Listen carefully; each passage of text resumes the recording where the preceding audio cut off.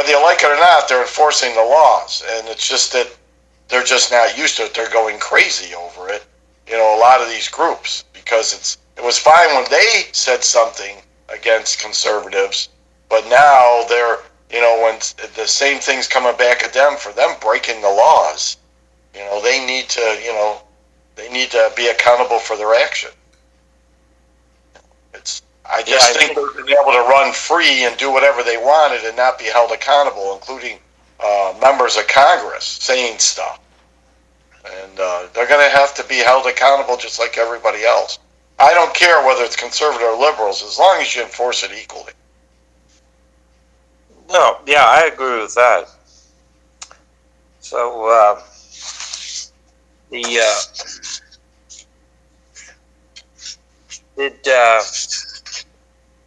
did you see that apparently there's a lot of demonstrations in Turkey, that the president of Turkey, Erdogan, has been acting a little high-handedly, and now I don't know why they're running the primaries so early for the presidential election in 2028.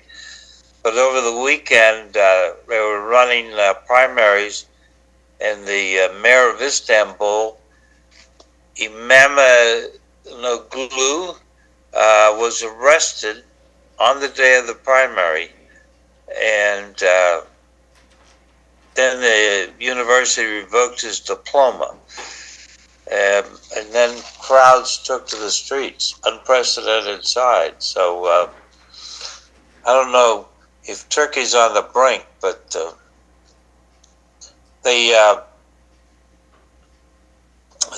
some in Turkey think of themselves as the center of the world, because that's where Europe, Asia, and Africa all sort of come together there in Turkey.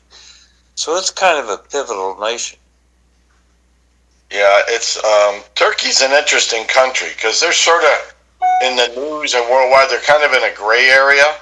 You don't hear too much about them a lot of times, but they're, like you said, they're in an interesting area of the world. And this is not unheard of what they're doing. We've seen it in other countries where they've gone after people for political opponents. Didn't Putin do something when one of his opponents was running? And down in in the South America, they had some of the countries where people who were running were arrested or taken off the ballot. That's not a democracy. Turkey's always, I don't think Turkey, it's like a quasi-democracy. It sort of is, but it isn't, the way they run it. So I'm not surprised that what they did happened. I think it was more democratic in the past, although the Turkish General Staff, their defense establishment, had a certain amount of power. I remember they appointed a woman as the prime minister, and before that happened, the chief of the Turkish General Staff stopped by her house and paid a courtesy call, and that was a sign to everyone that the Turkish General Staff thought it was an acceptable move. So yeah, it's just that we'll see what happens, but it's the same thing. You talk about people being in uproar and rising up, but you hear that continuously about Iran, some of these other countries, and you don't see anything happening. They don't have any weapons, they don't have any military to go against them. The people in power, unless you can somehow get them to change allegiances, it's all just talk. Yeah, there's uproar in Israel. Prime Minister Netanyahu is trying to fire the Attorney General, who apparently is in a more powerful position than here in the United States. and there were demonstrations in the street about that. The cabinet met over the weekend to consider it. Both Netanyahu and the Attorney General were absent, but it still has to go through some committee in the Parliament to get approved. Well, if you got anything on the U.S. fighters blowing up places that are blowing up ships? No, but yes, the Houthis have been acting up, and they recently, given that Israel moved troops back into Gaza, the Houthis have been sending rockets into Israel, claiming that they're doing it to protect Gaza. But I think the Houthis are an instrument of the Iranian government. But Donald Trump, I don't think is very keen on letting the Houthis run rampant, and that's why he's attacking them. Well, the excuse I heard on international news this morning was that the Houthis attacked an American ship. So hellfire and brimstone on a lot of the places where they have supplies of weapons. Immediately last night, several fighter jets off of our aircraft carriers in the area blew up a lot of these Houthis places.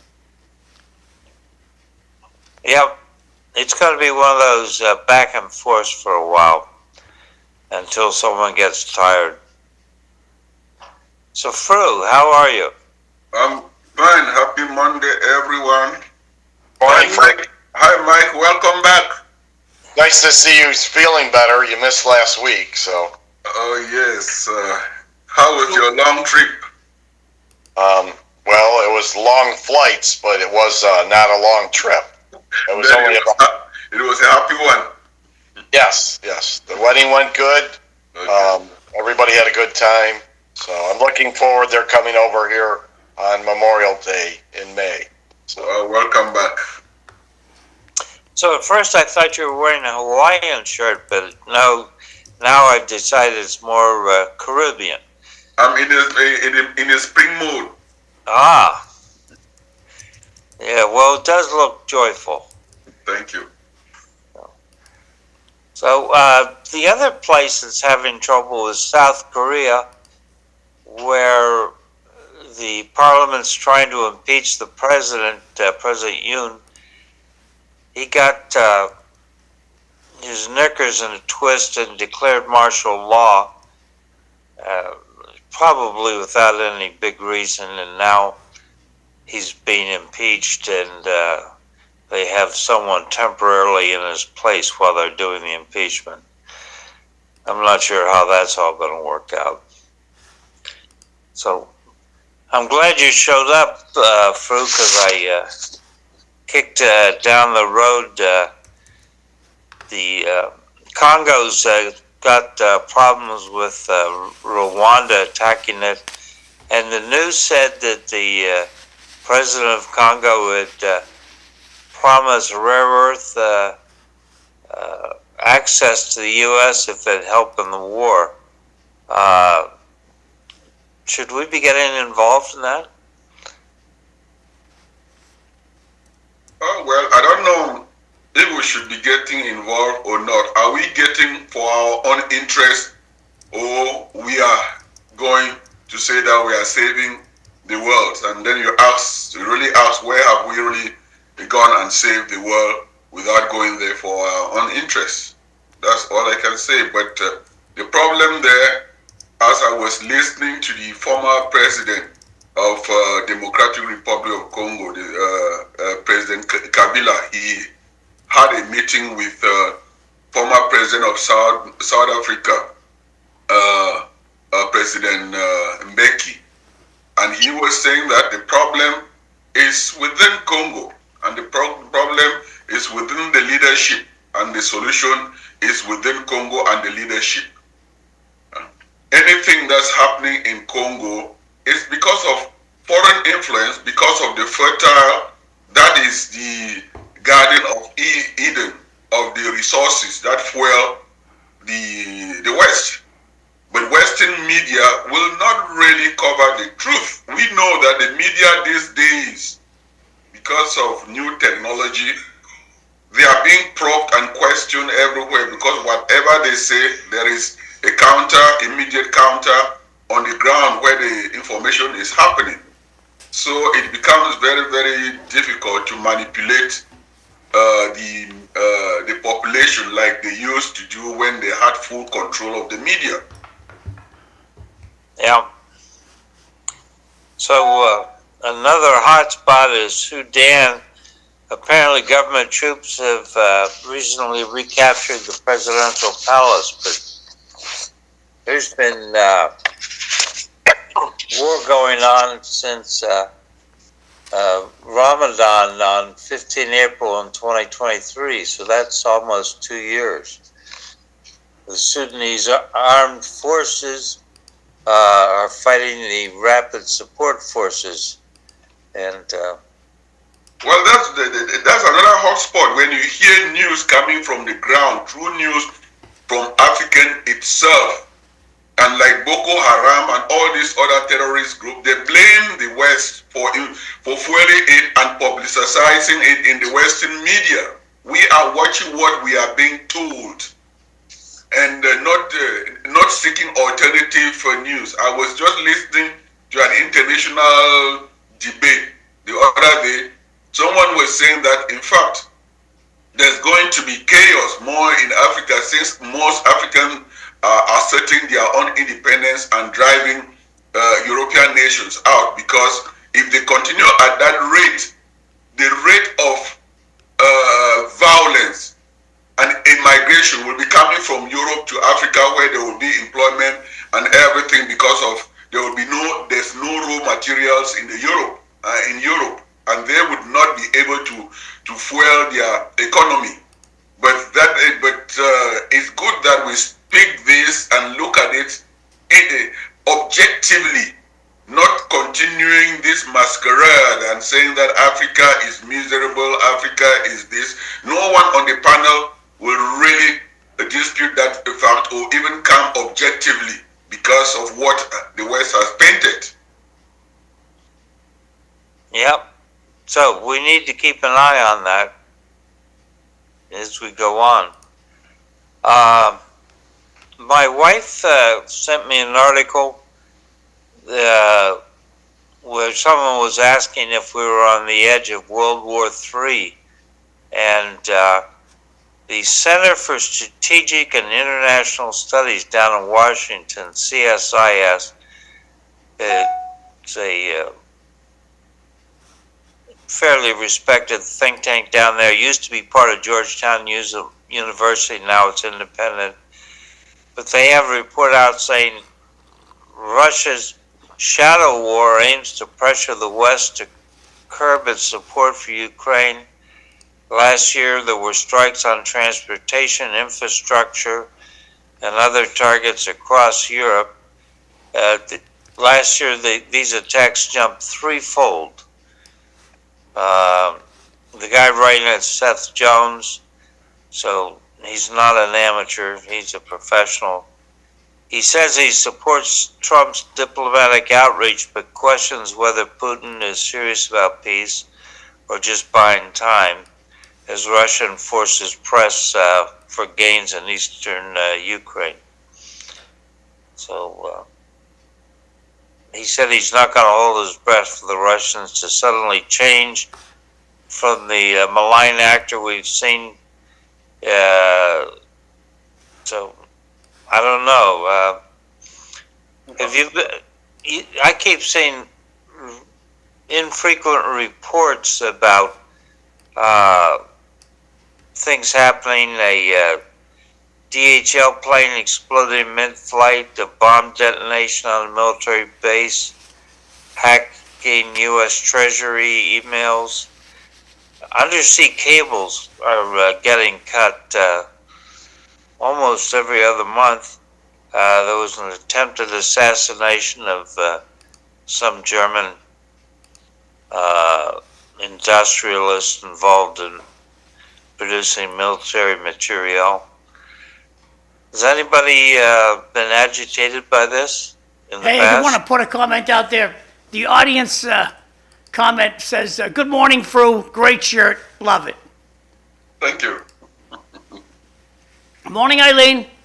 Good morning, everybody. Happy Monday. Happy Monday. Can you use those two words in the same sentence? I mean, isn't that illegal or immoral? Yes, it's a force. It's forcing yourself to say Happy Monday. So you're lying in one phrase, and then you're saying the phrase you hate in the next, Monday. So it's a force. Happy Monday, and it even causes you to smile a little, so it works well. So what is the MEA? Methuen Educator Association. Ah, Is that Yeah. the union? Yes. Yes, we're still without a contract in Methuen. Well, they should have a U after that. It says union. Why are they Right. afraid to call themselves a union? Yeah. Well, yeah, even Lowell has United Teachers of Lowell, UTL. It should say U at the end. Union. why? Q. For what? Q.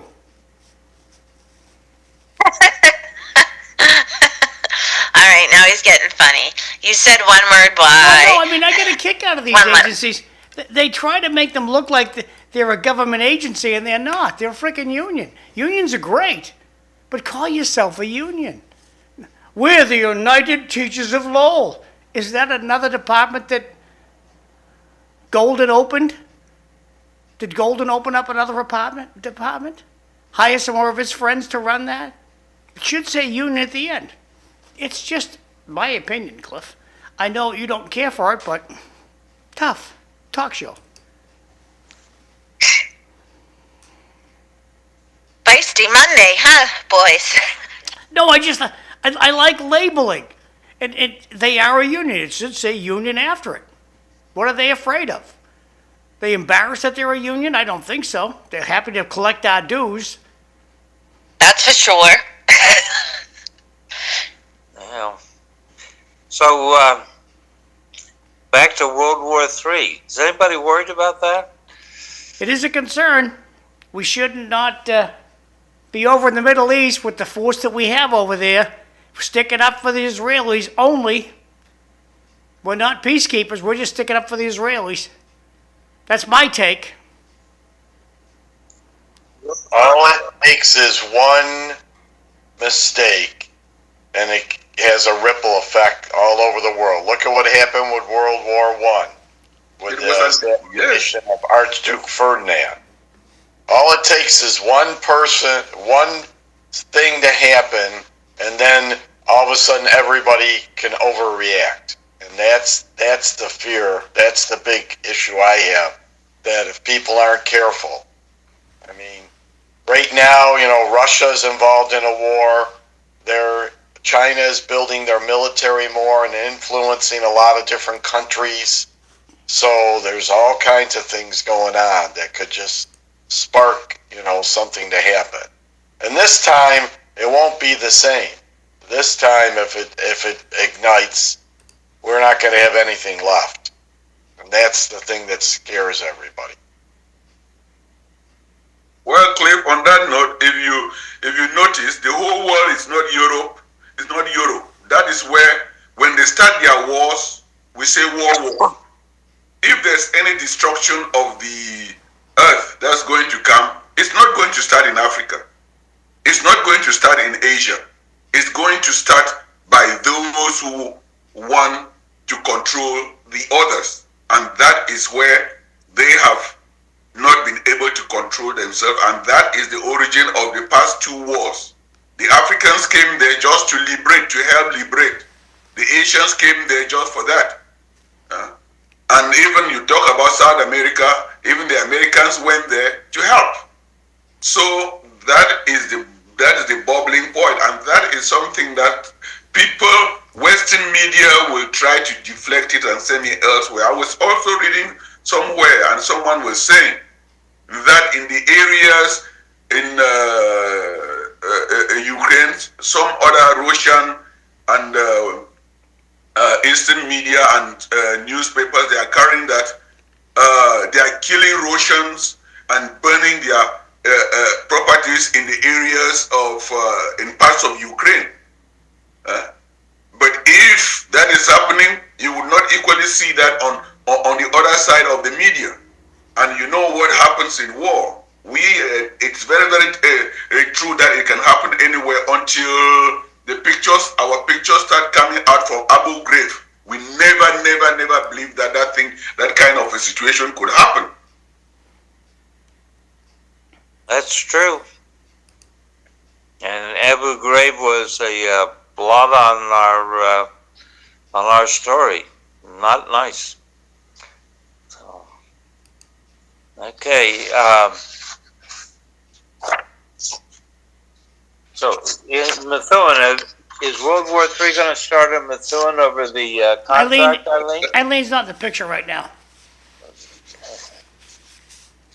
I thought she might be listening. I am. I'm here.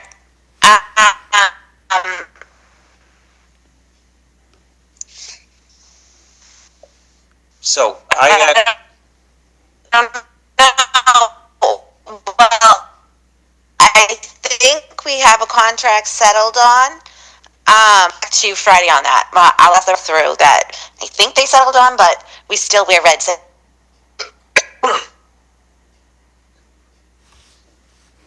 Yeah, we saw the last Friday that Methuen, I mean, granted it was 2020, the 21 school year, but Methuen's one of the lowest paid districts around.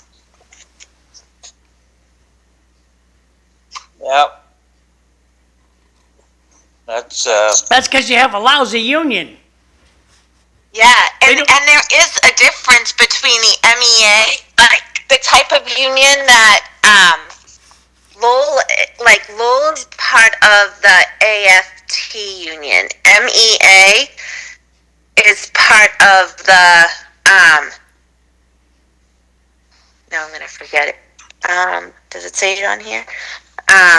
There's AFT and there's another type. So there's two types of union in Massachusetts. I find like the AFT type of union that Lowell has is a bit stronger than the MEA union. And I didn't learn about that until this past year and the way that they do things, because Lowell had negotiators come in the summer to get a contract settled. So I feel like Lowell is more persistent than Methuen in getting things done. which one is headed up by Randy Weingartner? I believe she's an AFT person. Yeah. Paul Georges is the king out there. He's the best negotiator I ever saw in my life, and he should open negotiator school when he retires. And he is retiring. Hold on, let me see. Not a bad idea. So, are we following the decisions of Judge James Boasberg, the federal district judge who ordered the deportation airplane turned around in mid-flight? Oh, yes. Nobody Yeah. following that? No, I've been following it, and you know this is a big concern, not just for this judge, but for a lot of the federal district judges. You know, because federal judges, for those who don't realize, are appointed for life. So once they're in there, and to get them out of there is basically almost impossible. So this is causing a big problem where they're doing judge shopping. That's what these groups are doing. Oh, we're going to go to this district judge because he'll probably rule in our favor. And it applies to both sides. And I think it's going to reach a head where it's going to go to the Supreme Court, and they're going to start saying that these judges can't make a decision that affects the whole country instead of just their area. This thing with sending these illegal immigrants, remember, these were people here illegally. They weren't here legally. For him to say you got to come back with them, if they already have proof they're here illegally, I don't see where that judge has any standing to say we can't deport them. But I guess it's going to go back to court now, and it'll probably weed its way up to the appeals court and then to the Supreme Court. And hopefully they're going to make a decision that stops all this nonsense, that they can make decisions that affect every state in the country. That's something the Supreme Court should be doing, not every federal judge in wherever they are. Anybody else got any thoughts on this? I think that it was the story that I heard. I'll put myself on the camera so you guys can sip your coffee out there in TV land. My take is it was a private aircraft under the direction of the United States. And if I hire Eastern Airlines, which has gone out of business, so I call Eastern Airlines, look, we're going to have, you guys are going to fly the City Life crew to France. Now the plane takes off, and some federal judge sends me an email and says, have that plane turn around and come back. I don't think Eastern Airlines is going to turn that plane around. And are you really going to send us all to Paris, France? I love it. If I win Powerball, yes. But just pray for me to win Powerball, and we'll all go to Paris for a show. But I think that's the issue, that if it was a military plane, it was under the direction of the President of the United States. He could turn around anytime he wanted. But it was a private aircraft, not so much. That's my take. Back to you guys. You know, John, it's not any different than Texas was flying people to New York City, these illegal immigrants, illegals coming in the country, and send them to New York City. You didn't see any federal judge saying, hey, you got to turn that plane around, you can't take them to New York City. So what's the difference? It's a private aircraft, Mike. I think once it takes off, No, I'm agreeing with you. What I'm saying is an example, this judge is saying because we were on a private aircraft, we're taking these illegals back to another country. He's saying you got to turn it around. Well, you didn't see anybody trying to do that when Governor Abbott was putting people on a plane and flying them to New York City. You didn't see any judges saying, hey, you know what, stop them in the middle of the flight and take them back to Texas. Well, my memory of the people on Cape Cod, when somebody sent these migrants, for the lack of a better word, to Cape Cod, and they didn't want to let that plane land. They had to let the plane. They couldn't tell the airport what to do. The airport, look, I got to let them land. And right. The local authorities said, well, no, don't let them land. I have to. So it's once the plane's in the air, it's a complex issue. And again, if it went back, if it was a U.S. Air Force plane or a Navy or a government plane, United States government plane, yes, the president had authority over that, but not over a privately owned aircraft. Back to Cliff. The only exception to that, John, is if there was an issue, the air traffic controllers could say, hey, you got to go someplace else to land, you got to turn the plane around, whatever. But that comes under the FAA and air traffic controllers. Doesn't come under some federal district court judge. Well, when you're up in the air, I listened to a guy by the name of Captain Steve on YouTube. I learned a lot from what he says. And when you're up in the jet stream, traveling with a lot of other jets, taking you off course is not an easy project because you're flying pretty much in formation with a lot of other aircraft up there. Cliff can speak to this experience. Cliff, thoughts? Well, I think that John's got a good point. For instance, you don't necessarily load an aircraft with a full fuel load because that costs money in terms of it's a heavier airplane, you have to use more fuel to get somewhere. So we don't know how much fuel was on these airplanes. Were they going to be able to touch down and take off and come back without refueling, or were they going to have to refuel down there? And if so, then you reach a point at which it's impractical to return. The technical term is a point of no return. You finally reach a point at which you can't turn around and go back. You've got to go forward. So Fru was sitting there with a thought, I think. Fru?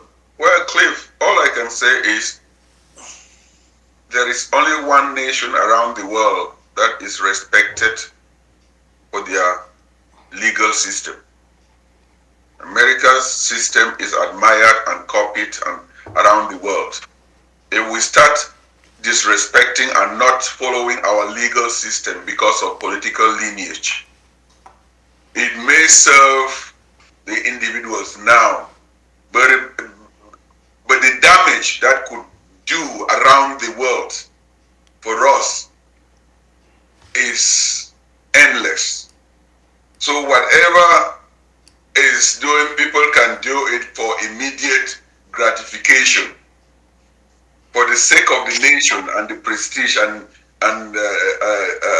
the nation. That's the beacon of democracy and the law, and has branches of the government. I think these judges or the legal system, they are not just people that walk on the streets. Any ordinary person can look at it from a distance and describe it to fit their own narrative. But the system is what it is. I agree with you, Fru, on that, but I think in this particular case, I don't think the federal judges that's not within their realm of authority, of their purview for this particular case with the aircraft. That's something that falls under the FAA or the federal government to oversee that. Because this is a slippery slope with airplanes. Does that mean that anybody can go and get a judge and get them to say, hey, you got to turn a plane around, or you can't fly here, you can't fly there? This is kind of a particular case. I agree with what you're saying on all the other things. As far as the judges, we have to follow the process, but I don't think this is when they're in their realm of authority to be turning planes around. Hey, Cliff, Yeah? before we run out of the first hour, that new fighter jet that Trump was bragging about, did you find anything out about that new fighter jet, or is that still all top secret? I didn't find anything out about it. I mean, I've seen a picture of it. It's got no vertical stabilizers. My question is, will it be able to maneuver hard? And how will it do that? Will there be vectored thrust, or do they have super large control surfaces? I'm sure it's going to be networked. The F-35, for instance, the important thing about the F-35 is that you put several up and they're networked, and they exchange information automatically, and that gives you a lot better situational awareness. But, Well, did you say you saw a picture of it or a photograph of it? A picture can be created. yeah. Photograph is not so much created. Now, I saw a picture of it then. Okay. Well, Cliff, just to add on what Mike says, we should know that there are rules, and for something to happen, there are always two sides of the story. And if there are rules that are put in place for this thing to happen, you must have to accomplish this and accomplish this. And if you take a roundabout turn to accomplish that, the law steps in, because the law is there to make sure that everything works. And if that doesn't happen because there are some back rules or loopholes, the law has to come in and be enforced. For that plane to turn around and come in, it's not just a weak reason. Yeah. Like I said, it is the laws in this country that are enforced that make us can go at the international level and do things. They will say, no, it's only the United States of America that can do that. My concern is if you force the airplane to turn around, you disrupt air traffic control. You've got fuel considerations. Where are you going to land it when it gets back here? If it crashed in trying to return to the United States, I wonder if the judge would be held responsible for that. There are some mechanical issues with regard to turning the airplane around. Hey, Cliff, And just make going it- back to that. So, Cliff, would you violate the law because you know of those consequences, and you still violate the law and let the plane take off? That's just a general question, not particularly on this case. You know, if I take your point, if the judge had ruled before the airplane took off, the airplane should not have taken off. Yeah, I agree with that too, Fru. But in this situation, the plane was already not even in U.S. airspace, and he's trying. So I don't know. Does he have authority to rule on something that's not even in the United States boundaries? Cliff, the F-47 we talked about, there's a whole bunch of pictures of it up on the internet. So I don't know which one it is. So Cliff, I have a question because I'm not We'll get more on Aircraft Friday, I pilot. guess. You said that it didn't have vertical stabilizers. Why would that be important? In airplanes I've flown in the past, the ability to use the rudder attached to the vertical stabilizer to increase your turn and your maneuverability was important. And so I'm wondering about how they're replacing that. What combination of engine power and control surfaces? So I'm anxious to learn a little bit more, but I think I need to get beyond the newspaper articles and read something about it. I got this video off of YouTube, so you're right. There's nothing standing up in the back there, Cliff. No vertical stabilizers is 100% correct. Can you see the video? Yes. See this? That, There's no audio here, so you guys can just talk. yeah, well, that's not it. That looks like it.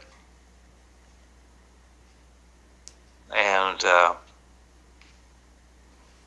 to maneuver the airplane, you need to be able to roll it and pull a lot of G's, make it a tight turn. Yeah, that's the new F-47. Somebody at the dinner table raised the question, what percentage of that force is going to be remotely controlled? So that some of the aircraft would be manned and some would be flown from either in the form, that's not it, there we go. Or what percentage will be in formation in flying off of the manned airplane, in support of the manned airplane. So there it is. Well, these are not. This is all fake photography. Yeah. Now, this is likely real video looking out a cockpit, but We don't know what kind of a plane it's looking out of. So I'll get rid of this, go back to you guys. Thanks.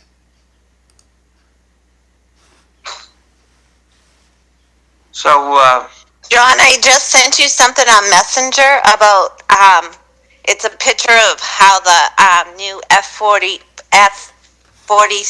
is like constructed and mounted. It was a pretty cool picture if you want to show it. Yep, I'm on it. so there have been some attacks on Tesla drivers, Tesla cars, Tesla showrooms. Is supposedly there's a group called Indivisible that's working to a coordinated effort against Tesla. Getting back to Eileen just said this. I'll read this quick. The F-47, also known as the Next Generation Air Dominance NGAD. Cliff knows what that is. I don't know what it is. Next Generation Air Dominance. Okay, there should be a U after that. Is designed to be tailless aircraft, meaning it will not have vertical stabilizers, relying instead on active flow control and possibly other advanced technologies to maintain stability in flight. Thanks, Eileen. Back to you guys. Oh, scroll down just a little more, like maybe halfway. See that? That's the picture. I thought that was pretty cool. That's not it. Oh, okay. Well, I got excited. Thanks. Okay. Thanks for ruining my Monday, Cliff. Oh, you're welcome. Well, they're going to have 10,000 ads show up, so I'm not going to show the ads. Back to you, Cliff. Thanks. All right, folks, if you're driving a Tesla, should you be worried about being attacked? What John said, some Tesla was shot here in Lowell earlier over the weekend. Yeah, and there was no article. I scanned the paper on Sunday morning. There was nothing else on that Tesla shooting on Dutton Street. Because I heard from somebody, one of my colleagues said that there was someone was arrested for shooting a gun on Dutton Street, but it was not written with the Tesla guy. So the Tesla guy says somebody shot at him. He saw him outside the rear view window on Dutton Street, and that happened, I believe, on Friday. But it was never the arrest and the Tesla incident were never married together in any article that I could find. Why would you think that would happen, Cliff and John? Dutton Street. I say why? Why do you think they would target Tesla? Well, when I first heard the story, I said to myself, I think the guy's making the story up, but maybe not. Some people out there don't like Elon Musk, and they think defacing or degrading or defecating on a Tesla makes them feel bad, I guess. Okay, so I looked this up on this shooting in Lowell, and it says NBC Boston states that the shooter left 2 bullet holes in his car, and police say they have arrested and charged a suspect in connection with the incident. So the owner of the Tesla says he wants to turn the car in because it's too dangerous out in public. So this is out of WWLP for a report a couple days ago. That's Okay. scary. I mean, this is wrong on any way you look at it. I don't care whether it's a Tesla, Honda, Ford, whatever car it is. For people who are being targeted because they drive a certain kind of car, what is wrong with these people? I mean, what? If you don't like Tesla, then go and protest in front of their dealership or get on the news or form an organization, get a petition, and you do it that way. But to go and key them, burn them, shoot them, whatever else, they're attacking dealerships. These people should be arrested if they find out who they are, arrested, and they should be put in jail. And they should get the maximum sentence. Because what they're doing, and I don't care if it's Tesla or any other vehicle, This is wrong. And this is the problem, because whether it's on the conservative or liberal side, I don't care. You pick your side. To do this kind of stuff is not part of the kind of society I want to live in, the kind of area, that I want to be associated with. I don't have a problem listening to other people because they disagree with me. And we'll discuss it, and when we're done, they can have their opinion, I have my opinion. But to go out and cause violence and damage, that's just wrong. And the problem is on either side, people are not being put in jail, people are not being prosecuted, and so it continues. Until people are held accountable for their actions, and they understand this is not acceptable by our society, then it'll continue, whether on either side. Backing the bus up a little bit, comment from the audience. A plane is only as good as its pilot. That's from Jay. I think we'll have more on the Tesla story today because it seems everything happened on Thursday. I don't know when you'd go to court if you got arrested. I would think you went to court Friday. Maybe they're going to court today. I don't know. So, and don't forget about Ratty Mom's rule. If you get caught with a gun in Massachusetts, you go to jail, no questions asked. Thank you, Ratty Mom. Here's the other side of the story is, when, they were pushing... it got cold. Elon Musk was their big hero. Now that he happens to support Donald Trump, he's evil incarnate. I mean, pick your side and stick with it, but you can't have it both ways. Good point, Mike. I saw some of the one dealership, I forget what state it was, they used a Democratic word on the door, resist. Now they're like, oh, they shouldn't have used that word. That's a Democratic word. I believe that was Las Vegas, the car dealership where they set 3 of the Teslas on fire. Yep, you saw the word resist? I believe so. Yep, I do too. Yeah, this is all about Elon Musk and Doge and resistance to what Donald Trump is trying to do, I think. Fru? Yeah, I think Mike sums it so very well. It's not good for the economy. It's not good for America to target individuals or companies. It will spread only fear amongst all of us, which is not a good thing. No one should be afraid to drive or to go around just because they are in a car that they have used their own money to buy. I don't think that is acceptable. Yeah, and if these people think that they're going to affect Elon Musk, he's worth $300 billion. Do you think that this is going to affect him? It's on another note, Mark, it's only in America. If you look at the shares now, and they are plummeting because there are other ways. This country is the only country that people can unite, and the power of the purse speaks powerful. Just speaking to what's on the screen right now, clearly it says resist. There are T-shirts out there with Teslas on fire that say resist out of them. So I would say the Democratic Party has got to engage here and stop this nonsense. That's a Democratic term.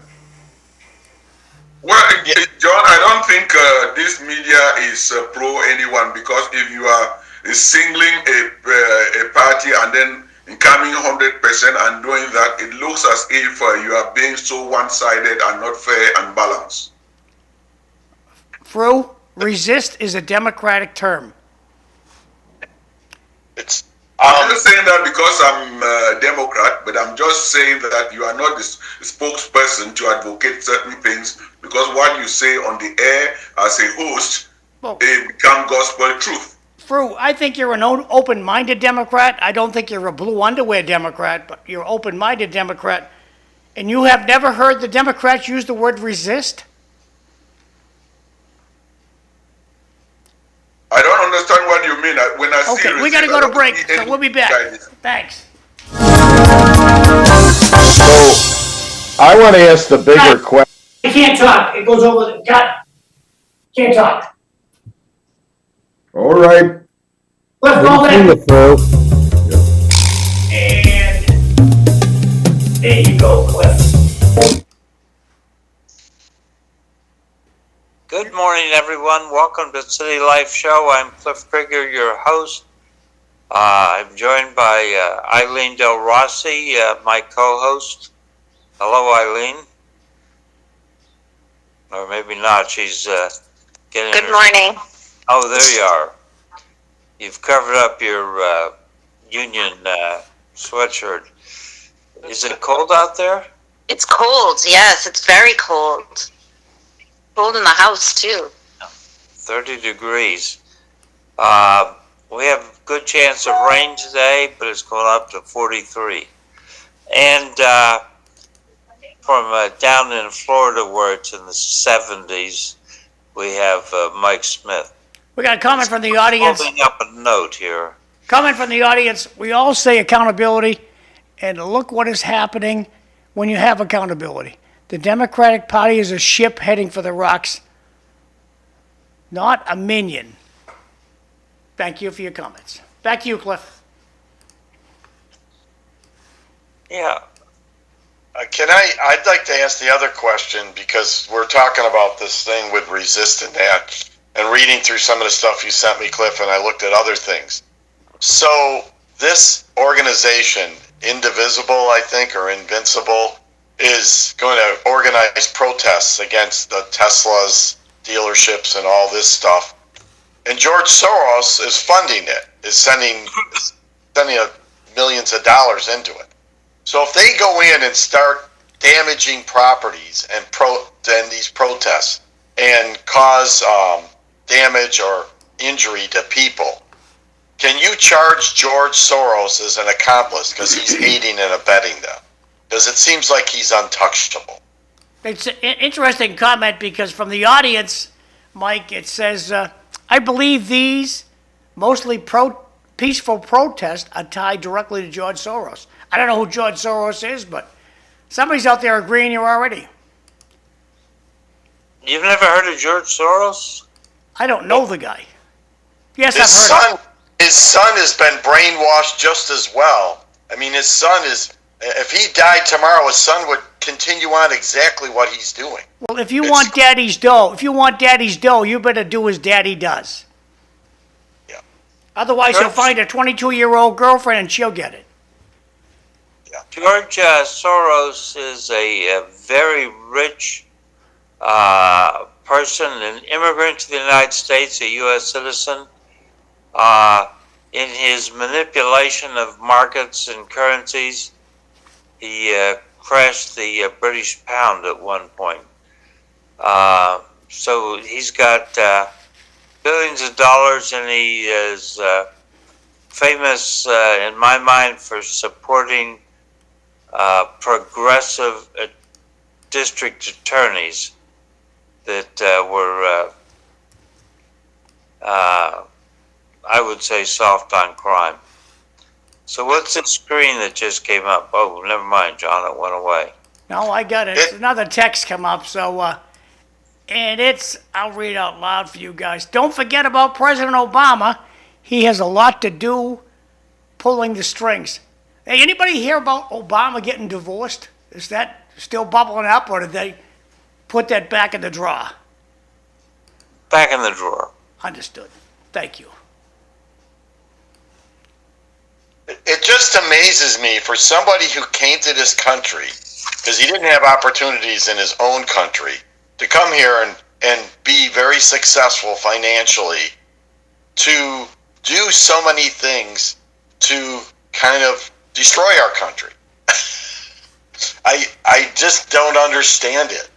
I mean, it's I just have not been able to wrap my head around that. For somebody who's benefited so much from being here, that he does things to basically cause chaos and disrupt our country.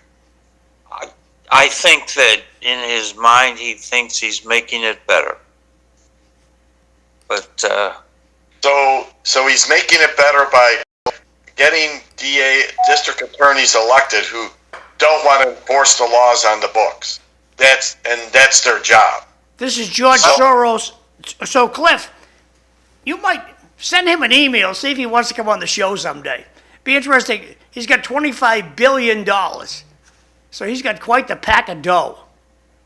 So, George Soros did grow up in Nazi-occupied, I think, Hungary. I could be wrong. So he got to see the power of the government abused. That may have influenced his thinking a little bit. he's older than dirt. He's born in is. 1930. He's 94. And he was born in Hungary Hungary, yeah. and immigrated to London by himself at 17. Boy, oh boy.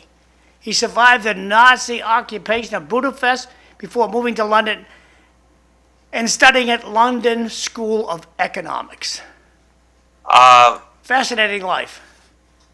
London School of Economics is high quality education.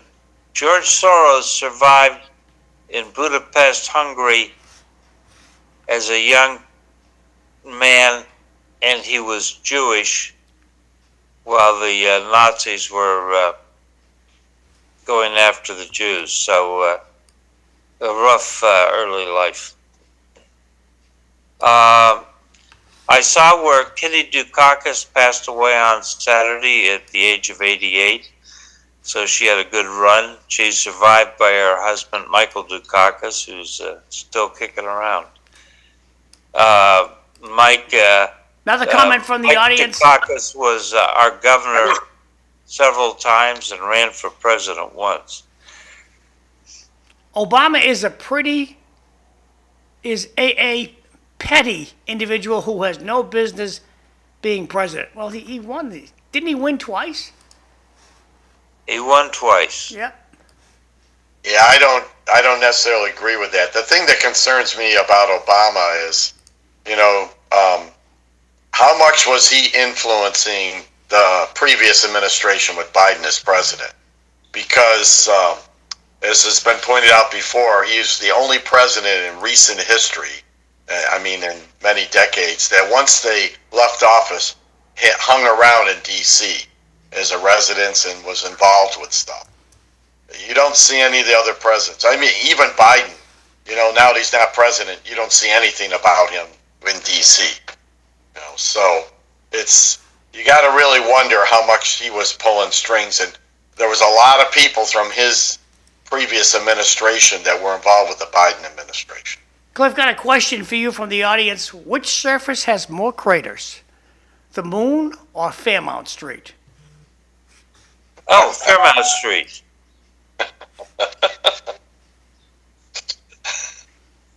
That was a no-brainer, right, Cliff? So That was a no-brainer. And the going south is the uphill side going south is particularly bad.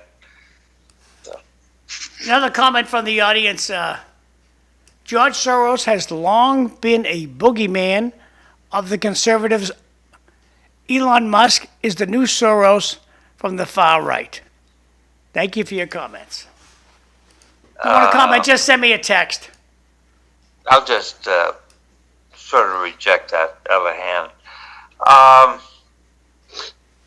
Eileen, are you free to talk for 30 seconds? Yes. Do we have any new information on President Trump issuing an executive order abolishing the Department of Education?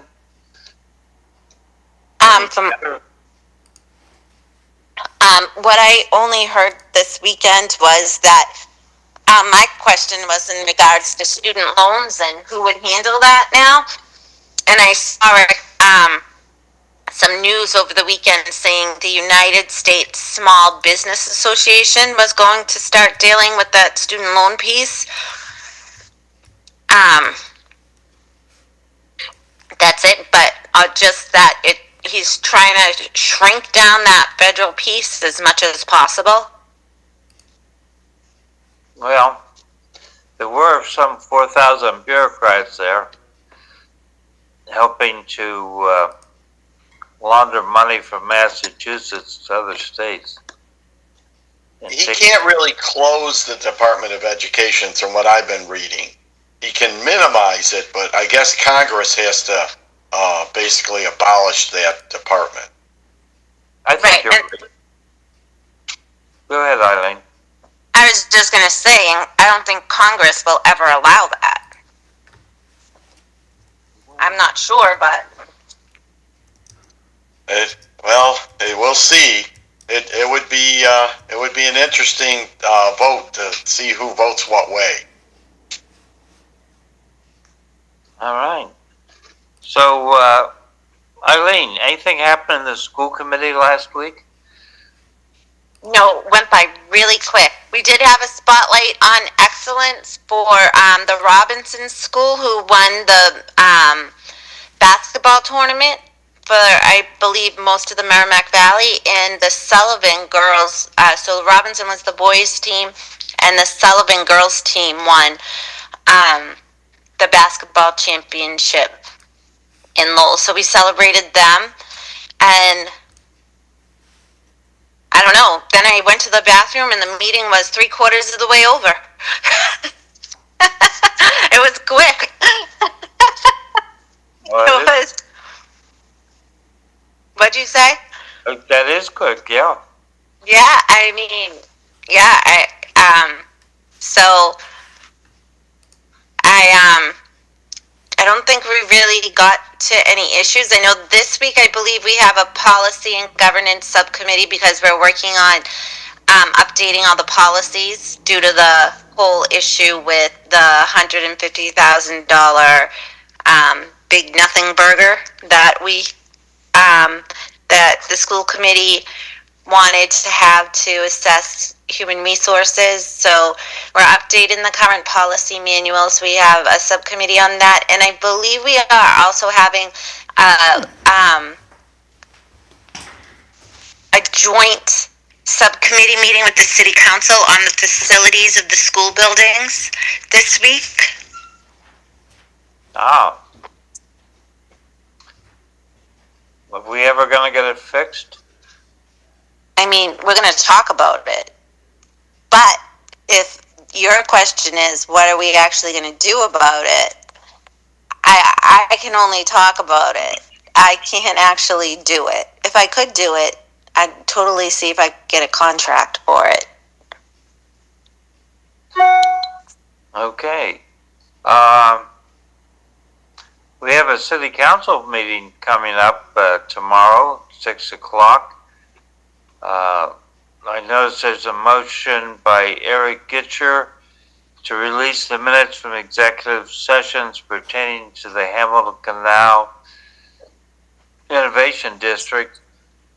And then later in the agenda, there's a executive session to talk about that.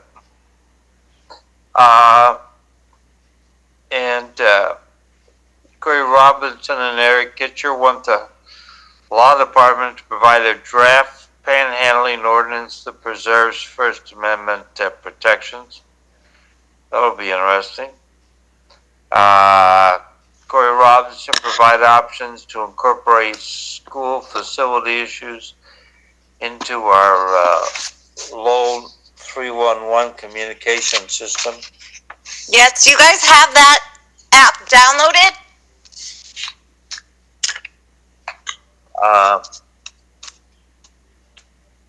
I don't have it downloaded, but I do have a couple of slides on it. No, can I show you if you download it to your phone? If John's back, can I ask if I can share my screen? Because I recently downloaded it. Yeah. I'm all for that. I can't believe how many you need. Like my recycling bin, the top is broken, So there's even a place that you can request to have that fixed. Is back, John Eileen. back yet? Yeah, what do you want me to do? Sorry, I was, somehow Facebook, that doesn't make a difference. It's a past issue. So what do you want me to do, kid? Allow me permission to share my screen so I can show you guys the 311 system.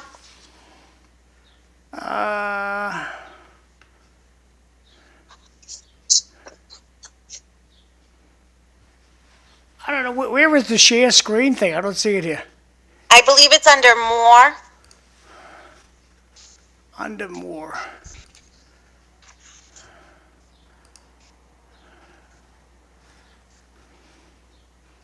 Oh, share screen. Here, I got the thing now.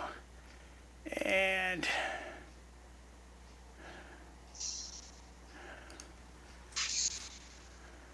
try it now. I just said to do it, so let's. No, Okay, so now let me see if I can do it. Share. All right, now let me see if I can put my screen up. Start, okay.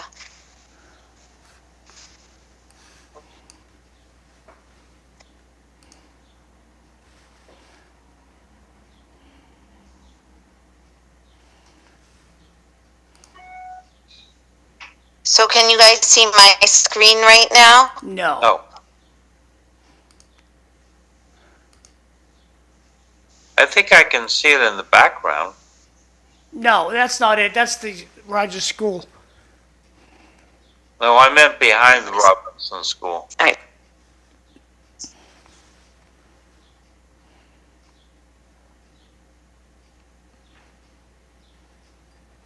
Maybe Friday, Eileen, we'll do it here.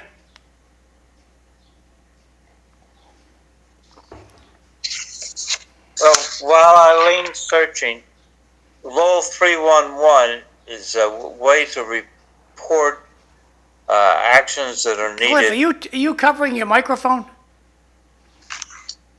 I could be covering my Okay, microphone. now I can hear you better. Thanks. All right. One way is this app that Eileen's trying to bring up. The other is you can call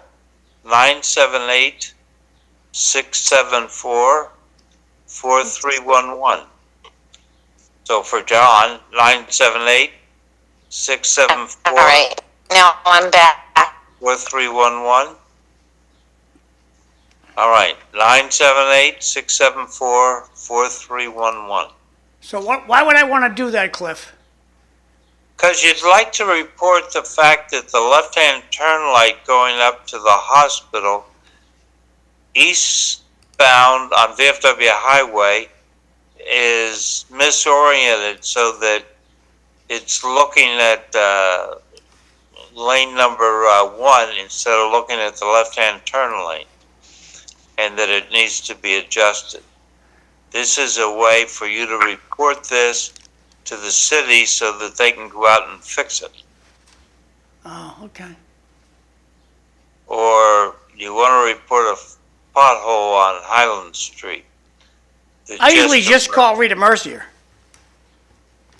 Okay. Because in Lowell, if you don't know a city councilor, you can't get anything done. This 311 thing, this is just entertainment for election season.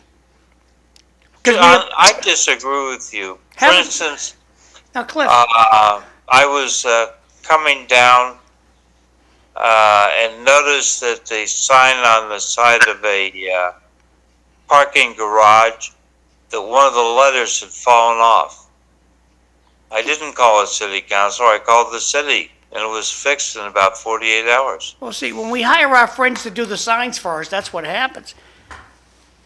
Cliff, we had a reporting system where you go to the city, and it was right on the city's website. Report this, report that. What happened to that system? Overtaken by technology. Oh, I think that somebody just blew a lot of dough on some new software. I don't have a lot of faith in the city manager's abilities to be able to run the city. Who's going to be your treasurer? I don't know. I'm hoping I don't need a treasurer. I'm hoping somebody will run from District 4. We need somebody. Look at Grandma, Grandpa. You got some smart grandchildren. We need somebody to run for District 4. Yeah. All right, Eileen, are you making progress? I don't think I am. It's harder to do this on my phone than it is. So let's do it Friday. All right, yeah. Let's definitely do it Friday because I really like it. I think you guys just come up. I sent you a picture out at the Robinson School of a basketball area. You talking to me, Cliff? I texted it to you yesterday. All right, let me go into the texts. Yes, they did very good.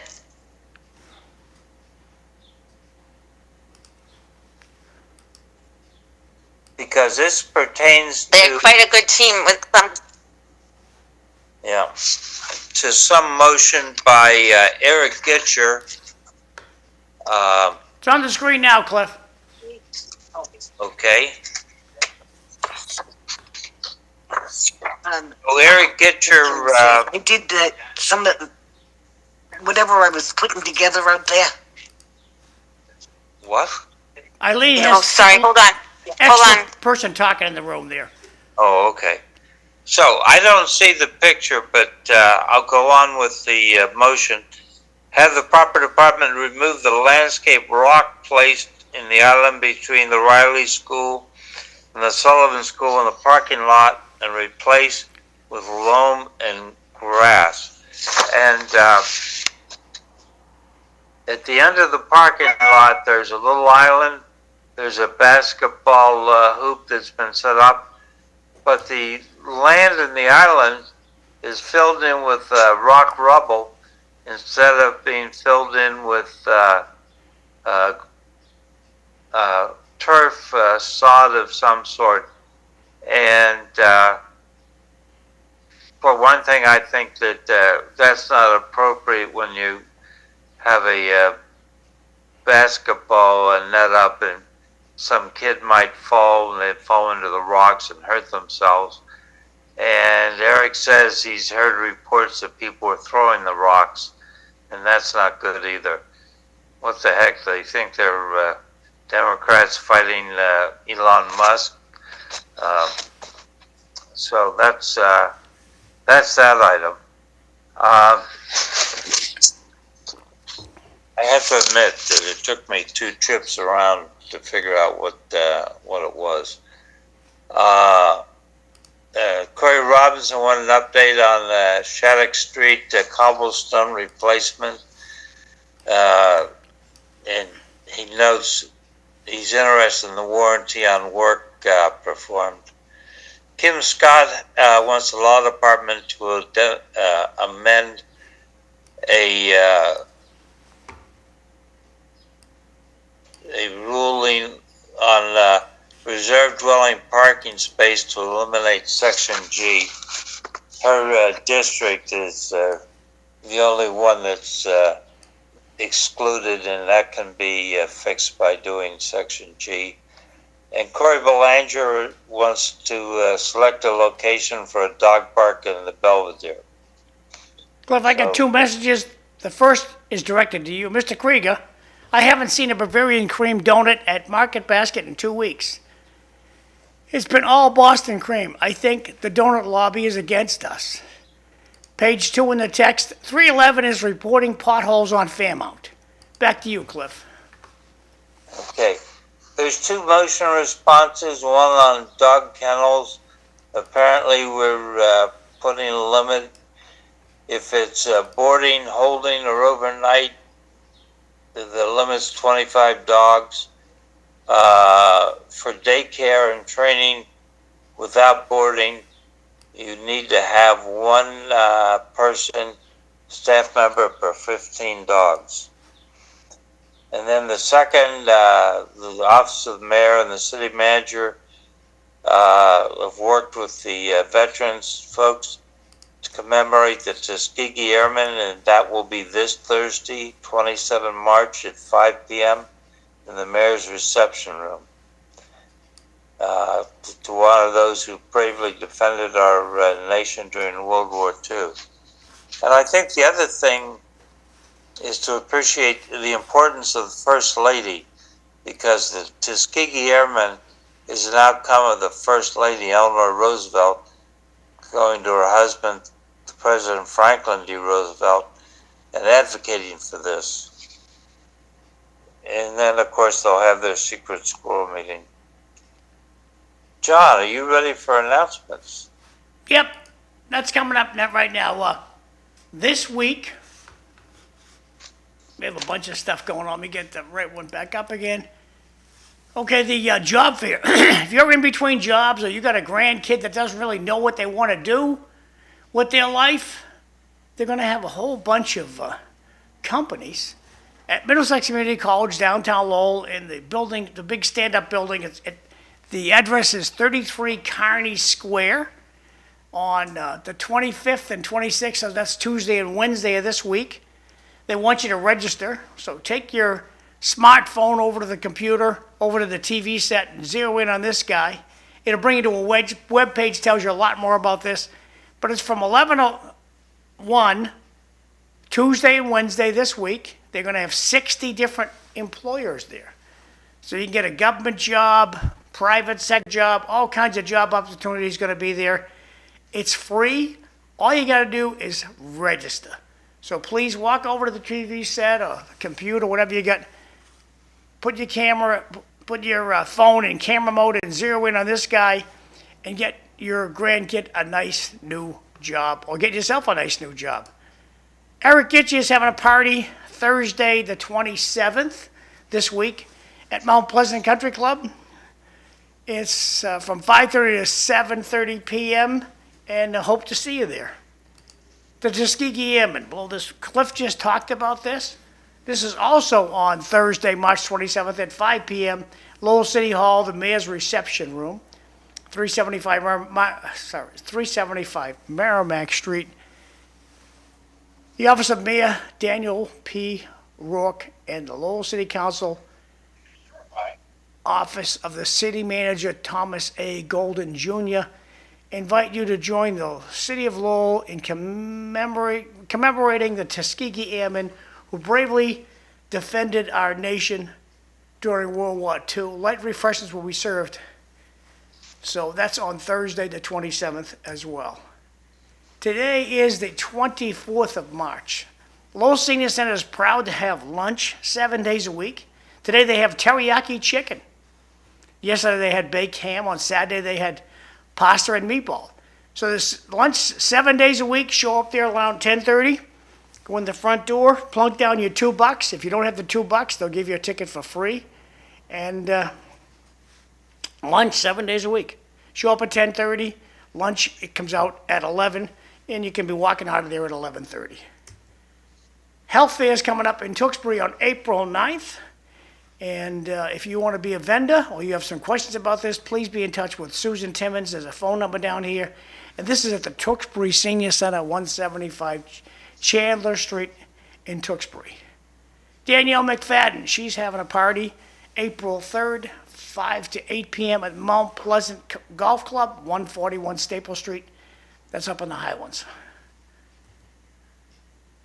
If you're interested in being a volunteer, Spring Volunteer Fair, they're going to have Saturday, April 5th, 9 to 12 p.m. at St. Anne's Church, St. Anne's Episcopal Church, 8 Kirk Street, downtown Lowell. Hope to see you there. Taste of the Town. The Wilmington Tewksbury Chamber of Commerce. This is a real tasty event. They gather at the Hilton Garden Inn in Tewksbury 4 Highwood Drive in Tewksbury on Tuesday, April 8th. Real tasty event. They have a QR code down here. Go back up. The QR code right here. If you take your smartphone out, put it in camera mode, that'll bring you to a web page, tell you a lot more about this event. Sixto to Jesus having a campaign kickoff party at the Cato Fusion Restaurant, 75 Merrimack Street in lovely Lowell, Massachusetts. Love to see you down there. That's Thursday, April 10th, starting at 6 p.m. Join us for Six Toe to Jesus campaign kickoff party. He's running for counselor at large. You can, this is a fundraiser out in Chelmsford, wrong button. Fundraiser out in Chelmsford, and I can't shrink that up because there we go, okay. You got some electronics you want to get rid of, there's a price tag on this, and they have a QR code. Take out your smartphone and zero it on this guy right here. Give you a lot more information about this coming up in Chelmsford on May 3rd. That's way out there. Adrian Kimborowitz Memorial Fundraiser is going to be Saturday, May 3rd at the Bunting Club, 6 to 11 p.m. And they'll have a DJ, food truck, raffles.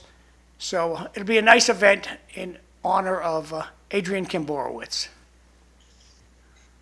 The Megan House helps a lot of gals who are troubled. They're having a fundraiser in June. And hopefully we'll get somebody here to talk about this. But if you want to be a sponsor, there's all kinds of things you can do right there. Just zero in on this particular ad thing and help them out.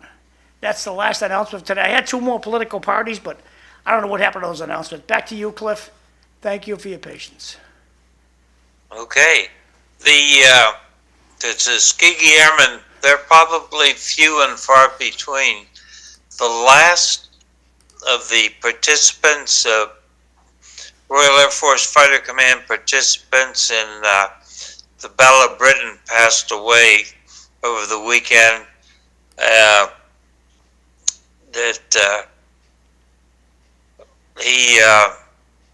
The persistent fellow shot down 4 times, kept going back into the fight. But somebody wrote about this. We will never see men the like of these again, but if we do, we should count ourselves blessed. So I thought that summed that sort of thing up. Eileen, you're getting close to wanting to go to work. You got any special thoughts you'd like to give us? Apparently not. She's muted. I saw something over the weekend. I got a couple of things here from the audience. This is a video, a picture of November 2024 on Middle Street, facing towards Central, talking about roads and sidewalks. Yeah, this is definitely a springtime project to work on here. Pretty rough sidewalk here. I don't understand why we don't switch to hot top, why we have to keep cement. I don't like the cracks that are permanently put in sidewalks when they put down a cement sidewalk, but that's just me. I got one more text here. An interesting hearing from the city council on the growing campsite along the Lowell connected between Industrial Ave and Plain Street. There are 3 campers parked on there now. Back over to you, Cliff. Okay. Eileen. Yes, Cliff. Okay, you're about to head off to work, saving society by educating children. You got anything you want to bring up before we press on? That was a big task that you just said, educating society, saving society. No, but I went back to the Nash this weekend and I won over $1,000 on a slot machine. Holy smoke. Yeah. The lady next to me is like, "You're really lucky." I'm like, "Only right here, right now, nowhere else."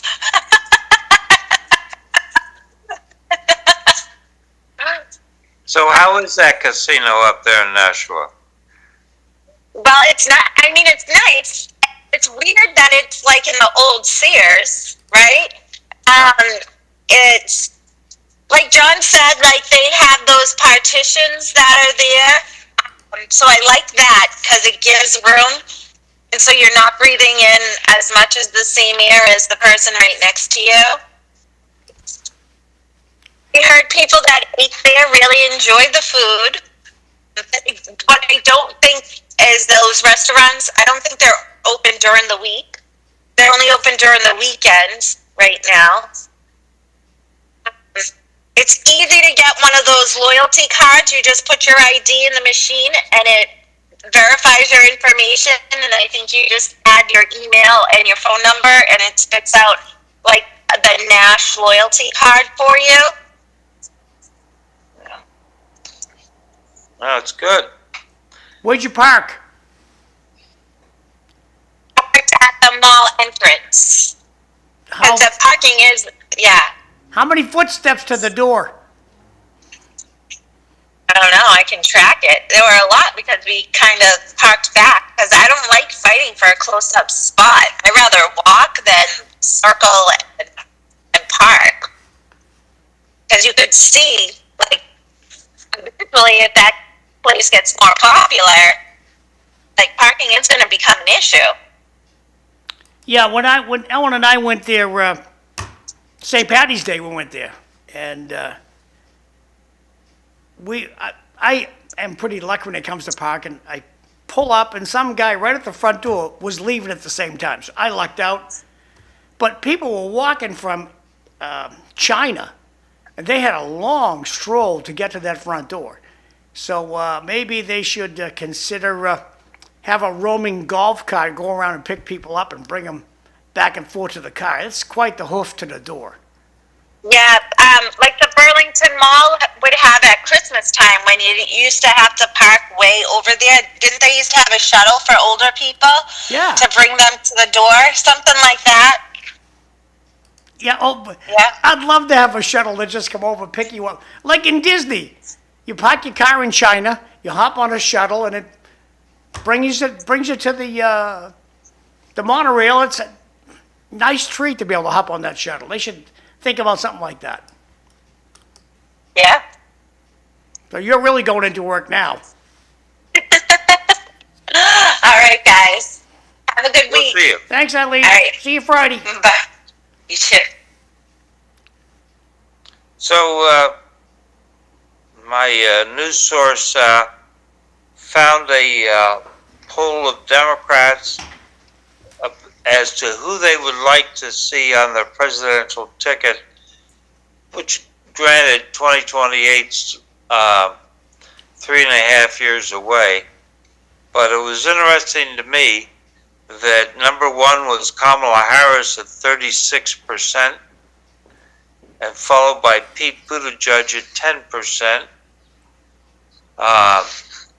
California Governor Gavin Newsom is in a three-way tie at 5% with Sandy, Alexandria Ocasio-Cortez. And then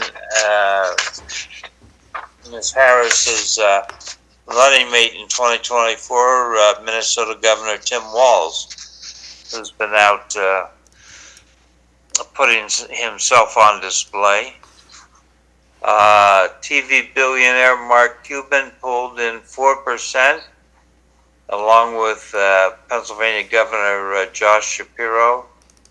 Senator Cory Booker was 3%. Illinois Governor J.B. Pritzker, Kentucky Governor Andy Beshear, Senator Amy Klobuchar, Michigan Governor Gretchen Whitmer were 2%. And down around 1%, you get people like Rahm Emanuel, who's got an uphill battle because 44% of Democrat voters said they'd never heard of him. So, chief of staff to a president, ambassador to Japan.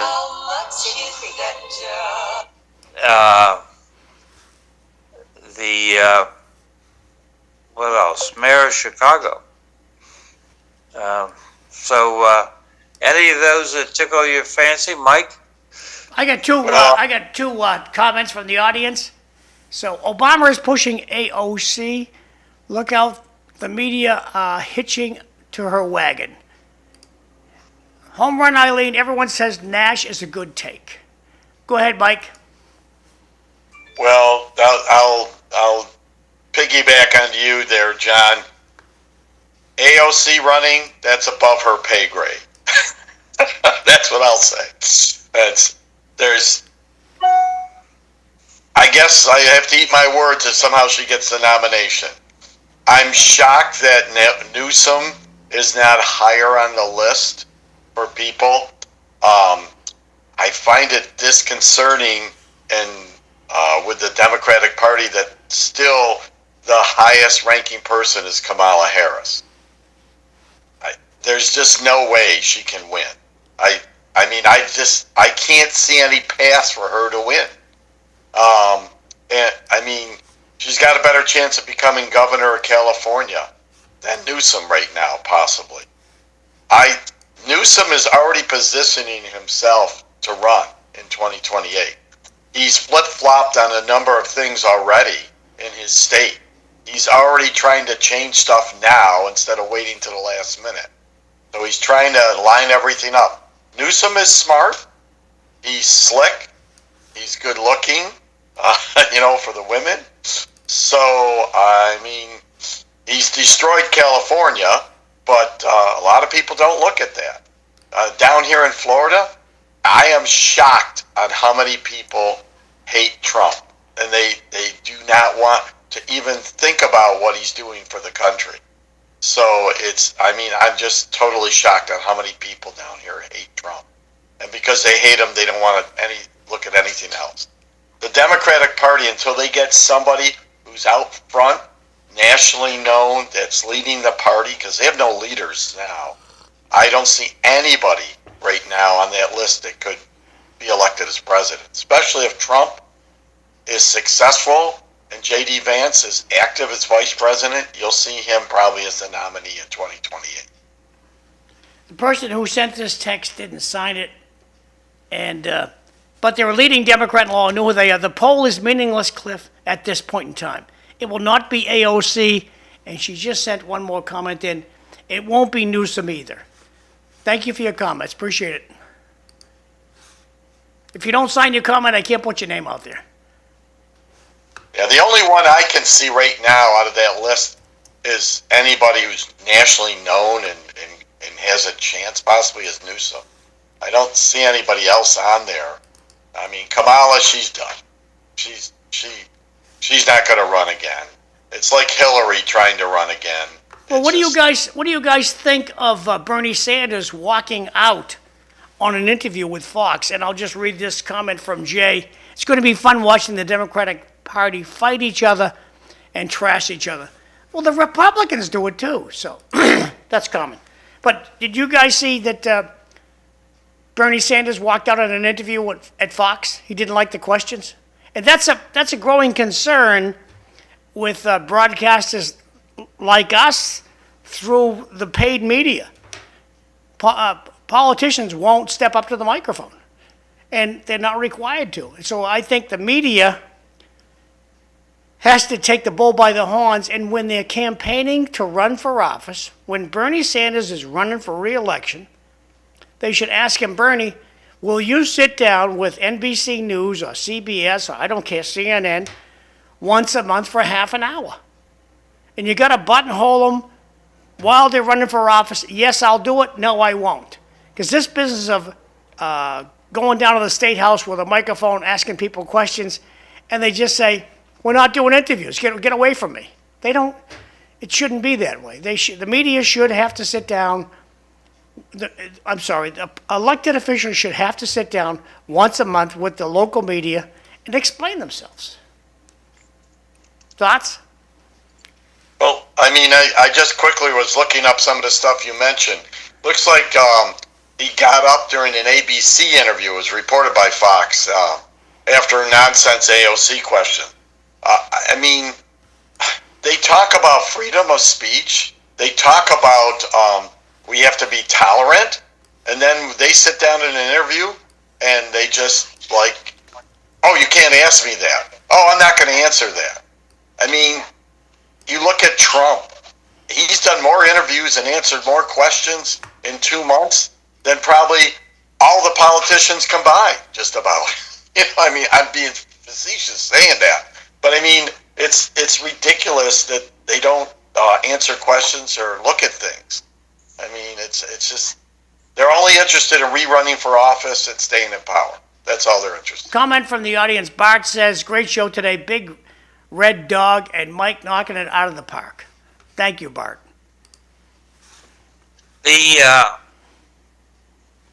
Bernie Sanders may think it was a ridiculous question, but there are people putting forward the idea that Sandy should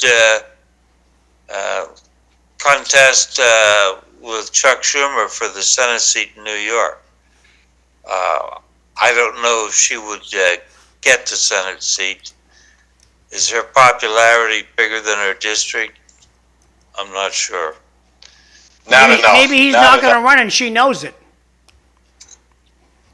Yeah, I don't think she's politically savvy enough. She's good at dressing up and trying to look like she, knows something and spouting off in the press. And because the press is so biased, they want to promote her. But I don't think she's politically savvy enough. They have enough contacts and get the money and all the other stuff. And you get into a real contest with somebody like Schumer, you better be able to get down in the dirt and really be able to fight. And I don't think she's got it. She can spout off all she wants, but she doesn't have it. I was looking at pictures of her on the tour she's doing with Bernie Sanders, and I didn't think that she was dressed appropriately. I'm not saying that she was dressed in some bad way, but she had on a white shirt and trousers, and she just didn't look business-like to me. I don't know what that was all about. She doesn't have the business background, Cliff. I mean, she's basically being a bartender before she got involved with all this. I mean, she's been groomed. She's got people helping her. But when it comes down to real politics, I really don't think that she's got it on the national level. She might be okay in her district, just like a lot of other members of the House of Representatives. They're popular, they're great in their district, and they can get the vote there. But on a national level, no, I don't see it happening with her. Did you see where while Doge is popular in some quarters of the United States, apparently in England, Prime Minister Sir Keir Starmer has started a Doge-like review of the total British civil service. So the idea is spreading.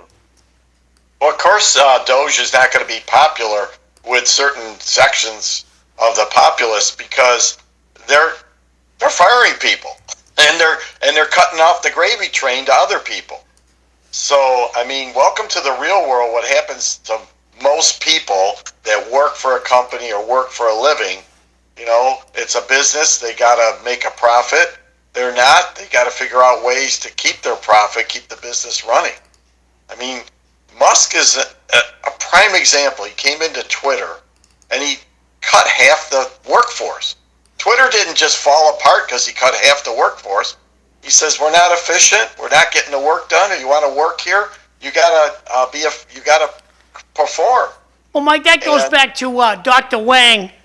When Wang was quite the computer operation, they asked Dr. Wang, the founder of Wang Laboratories, how many people work for you, Dr. Wang?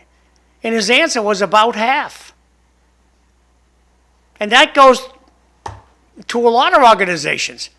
I got a bunch of texts here I'm going to read to you guys. What will it take for Trump to get another term? Any thoughts?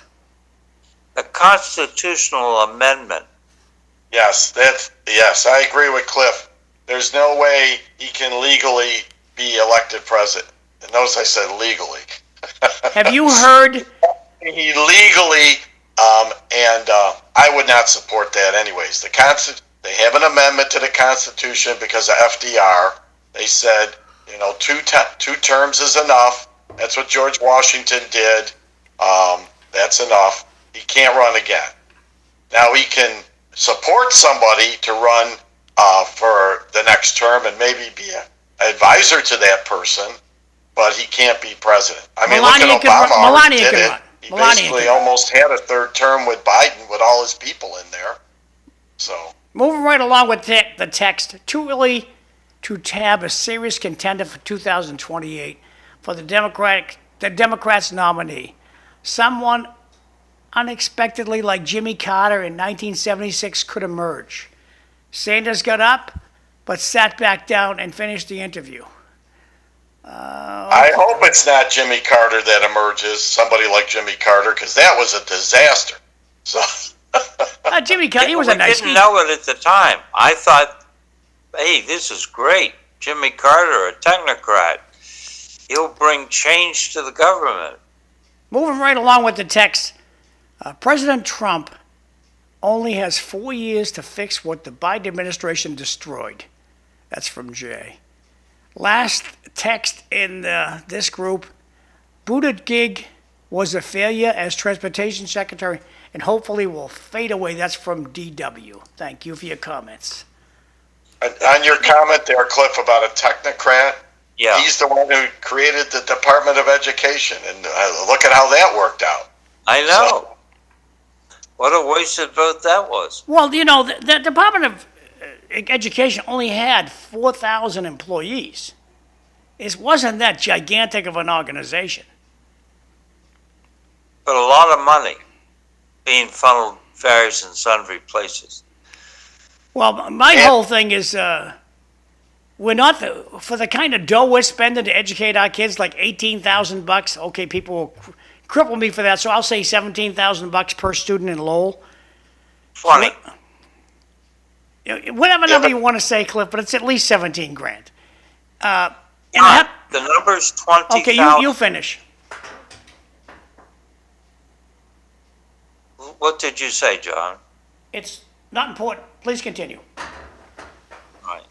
Going back to Keir Starmer and what they're doing in England, he made the comment, over a number of years, politicians have chosen to hide behind vast arrays of quangos, arm-length bodies, regulators, you name it, a cottage industry of checkers and blockers using taxpayer money to stop the government delivering on taxpayer priorities. And I thought that summed it up pretty well. For John, Quango is a quasi-autonomous, non-governmental organization. Well, there's a lot of NGOs involved with the government, that's for sure. So, right, we're starting to run a little late on time, so I did want to follow up. I did some follow-up on your question last week, Cliff, on New Zealand with that new law they want to pass about citizens being able to arrest people creating a crime. The current law says that it's only in serious crime during the daytime that they can, and somebody who would be punished at least 3 years in prison, that they could arrest them. But at nighttime, they basically, right now at nighttime, they can arrest anybody they want if they feel it's a crime that they need to stop. The new law is saying basically any time of day they could arrest somebody. And of course, they always, part of the law would be they have to call the police immediately. The biggest reason for them wanting to change this is because of retail theft at stores. Sounds like a familiar story right here in the United States. Yep. They want to stop people from shoplifting and all the other stuff. Right now, they really can't do anything because of the way the law is during the daytime. Of course, there's concern, just like here in the U.S., that employees or people could get hurt trying to stop somebody, but they haven't passed it yet. But that's the proposal. Well, it'll be interesting to see how that works out. There was nothing in there like California where basically you can take up to $800 and nobody's going to even bother you. So there's nothing there about money amount that I could see. I've never understood the it's a freebie as long as it's under a certain amount of money. Well, it's California. Yeah. We had one of our children, who was about 4, walk into the convenience store, which was about a couple doors down from us, and walk out with a candy bar or something, and we immediately marched this person back and had handed it back over and explained to them that you don't do that kind of thing, not for anything. But, Yeah, besides go ahead. It's just unfortunate. Again, it's people aren't being held accountable for their actions. You know, Yep. back when I was a kid, if they caught me, I didn't shoplift, of course, but if they had caught somebody like me, say I was like 13, 14, 12 years old, they would have immediately taken me into the office, called the police, and then found out who my parents are and called them over. Said, get over here. And you would have been held accountable for your action. So I'm not saying shoplifting didn't occur, during when I was a kid, but people knew there were consequences. It's the same thing like driving on the highway. You know, if you're speeding, you're going to get a ticket. Stop whining about it.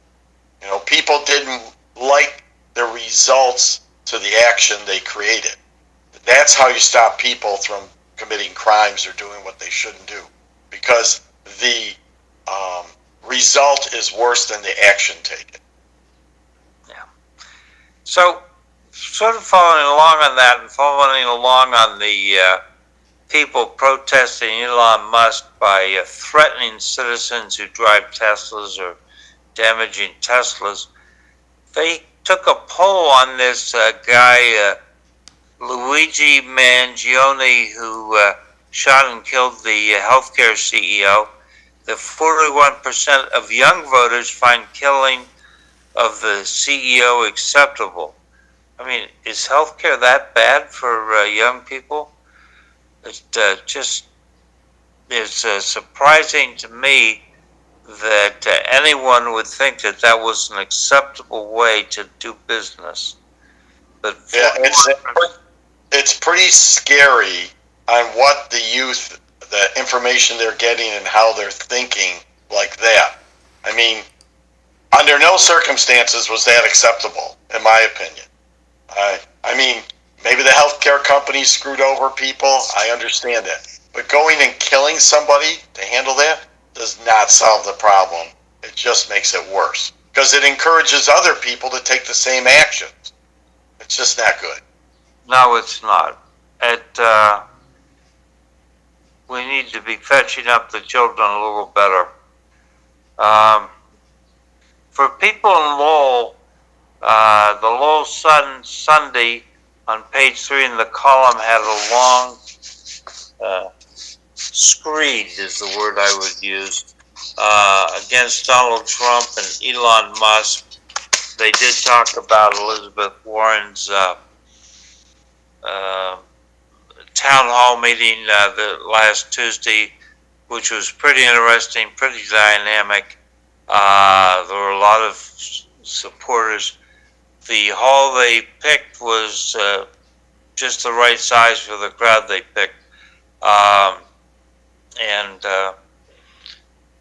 John mentioned that she didn't start out with a "Hi, I'm Elizabeth, how are you guys doing?" positive sort of thing. She just jumped right into it, and I think the crowd appreciated that. So there is a faction in our society that doesn't want to be saved by Donald Trump and Elon Musk. Tomorrow, City Life, Bobby Hoey's going to be here. Ned, we'd like to see Ned come tomorrow. We don't know.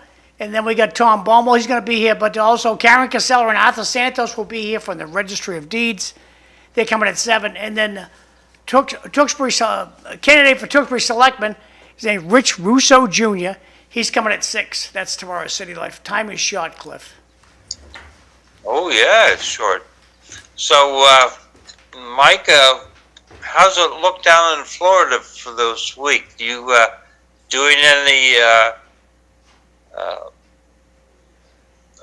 umpiring on soccer? Referee? Not for a while. No, there's no real tournaments coming up. They're going to start the leagues pretty soon. I'll probably do some. We played golf. I was terrible at golf yesterday. I had a good day on Saturday. Yesterday was not so good. That's the way it goes sometimes. But yeah, we're doing we have a dance this Friday, a going away dance. A lot of people start leaving at the end of March and April from go back up north. So there's plenty of things that we are involved with, but we'll be busy this week still. Okay, thanks, Mike. I'll see you Monday. All right, I'll talk to you next Monday, guys. Thanks. Okay, bye.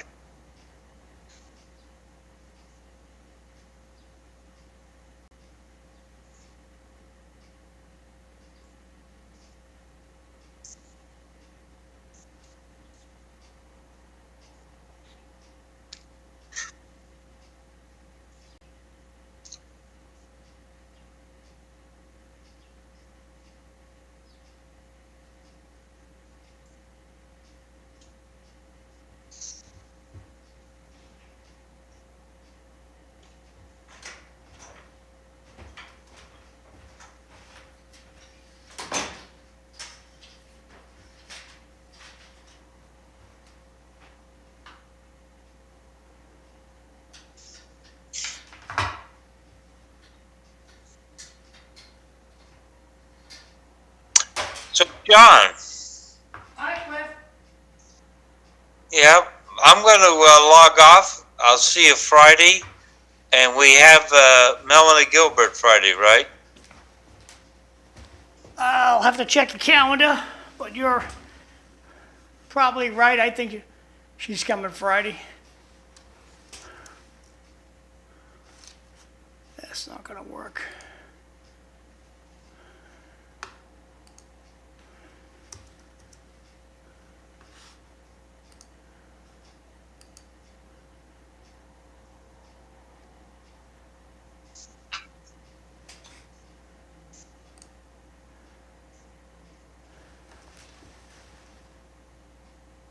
She's not listed, Cliff. I'll call her. Or I'll text her. See, she's coming Friday. Okay, Because sounds she's usually good. every other week. Thanks, John. Thanks, Cliff. Bye-bye. Bye.